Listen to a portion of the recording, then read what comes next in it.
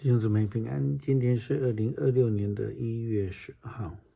今天的经文是诗篇29篇，撒母耳记上卷第7章第3节到17节，使徒行传第9章19节到31节。今天要跟大家分享的主题是帮助者。牧师的家族长辈当中有2位的名字深具信仰的意涵，特别是在表达人来软弱以及帮助从何而来的时候。牧师的姑婆呢，她的名字是李帮助牧师，从台语来说叫做李帮赞，帮赞，那非常明白的就是在讲表达生命是由上帝来帮助。我的三姑丈音乐家郭子旧老师，他的名字必须要用台语来念，意思就是主救，郭子旧变主救。那就如同诗篇121篇大卫的诗篇所提到的，问说我要向山举目，我的帮助从何而来？接着大卫又说，是从造天地的耶和华来。我们的帮助是从耶和华上帝而来，就如同彼得所说的，天上地下没有赐下别的拯救。我们在紧急危难的时候都需要得到帮助，但是我们的帮助是谁？我们要找谁来帮助？这就是非常重要的一件事了。撒母耳记上卷第7章第3节到17节提到了以色列人面对强敌非利士的时候，他们就要求撒母耳为他们祈求，恳求上帝的帮助，因为上帝是他们唯一的帮助者。撒母耳对以色列人民说，如果你们专心归向上主，就必须弃绝所有外族的神明和亚斯他路女神的神像。你们要把自己完全的献给上主，只侍奉他，这样他就会救你们脱离非利士人的管辖。于是以色列人除去巴力和亚斯他路偶像，只侍奉上主。撒母耳召集所有的以色列人到米斯巴，对他们说，我要在那里为你们向上主祷告。于是他们都聚集在米斯巴，他们打水来浇在上主的面前，当作祭物，并且禁食1整天。他们说，我们得罪了上主。米斯巴是撒母耳曾经为以色列人处理纠纷的地方。非利士人听到以色列人聚集在米斯巴，那5个非利士领袖就带着军队出来攻击他们。以色列人听见这消息就很害怕，就对撒母耳说，请继续为我们向上主我们的上帝祷告，求他救我们脱离非利士人。撒母耳宰了1只小羊做全牲的烧化祭献给上主，他祈求上主帮助以色列，上主应允了他的祷告。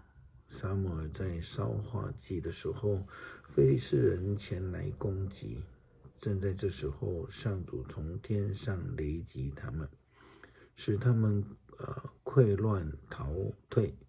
以色列人从米斯巴出来，一直追击敌人到伯甲附近，沿路呢击杀他们。后来撒母耳在米斯巴和善之间立了一块石头，说，上主一直帮助了我们。于是叫这石头做以便以谢，意思就是说帮助之石。这样非利士人被打败了。撒母耳有生之日，上主没有让非利士人再侵犯以色列土地，从以哥伦到加特，所有被非利士人夺去的城镇都归还了以色列。以色列人收复了全部的领土。那时以色列人跟迦南人和平相处。撒母耳一生做士师，领导以色列，他每年都要出去巡视伯特利、吉甲，和米斯巴，在这些地方处理纠纷。出巡以后，他都回到家乡拉玛，在那里做这事。他在拉玛为上帝筑了一座祭坛。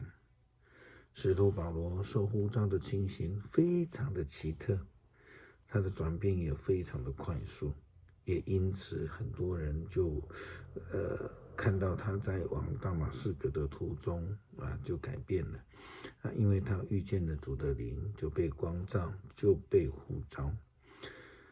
这样的突然的改变，使得大部分的人都无法接受他，甚至还是害怕他。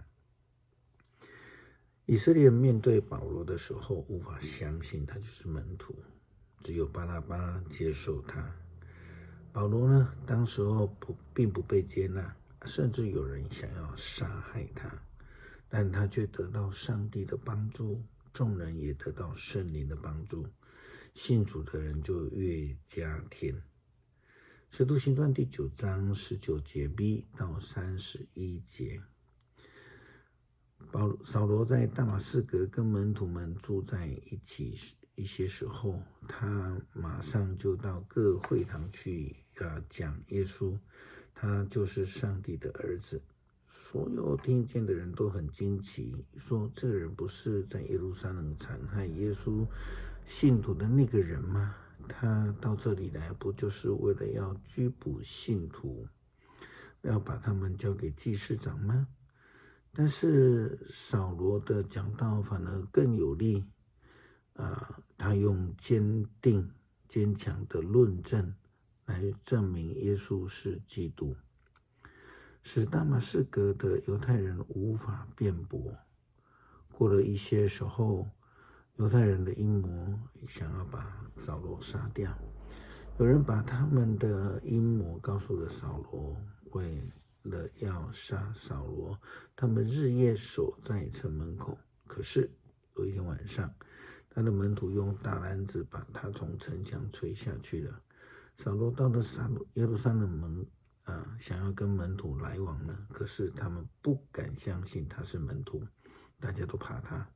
只有巴拿巴来协助他，带他去见使徒，向他们解释扫罗怎样在路上遇见了主，主怎么样的向他说话，他又告诉他们扫罗怎样勇敢在大马士革侍奉耶稣的名讲道。于是扫罗跟使徒出入来往，在耶路撒冷奉主名大胆的传道。他也跟讲希腊话的犹太人讲解辩论，他们却想杀他。信徒们知道这件事情呢，就把他带到该撒利亚，送他到大数去。当时候呢，犹太、加利利、撒玛利亚各地方教会都有一段平安的时期，教会在敬畏主，在圣灵的辅助之下建立了起来，人数日日增加。诗篇29篇，请兄姐自己来研读，我们一起祷告。恳求上主亲自成为我们的帮助，使我们在面对巨大困境的时候不惧怕、不退缩、不胆怯，但愿能够勇往直前，成为主仆。祷告奉主耶稣基督圣名求，阿们。